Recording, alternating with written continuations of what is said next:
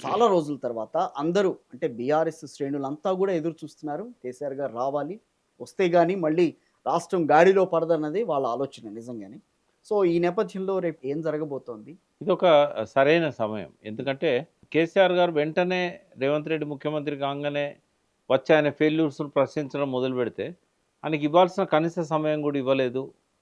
మీరేమో ఎప్పటినుంచో senior leader, అదివరకు కేంద్ర మంత్రి, రాష్ట్ర మంత్రి, యెస్. తర్వాత ముఖ్యమంత్రిగా 9.5 ఏళ్ళు పనిచేశారు. అవును. ఆ పిల్లోడు గదా! కొత్తగొచ్చాడు. ఇప్పటివరకు మంత్రి గూడా కాలేదు. మొదటిసారి ముఖ్యమంత్రి అయ్యాడు.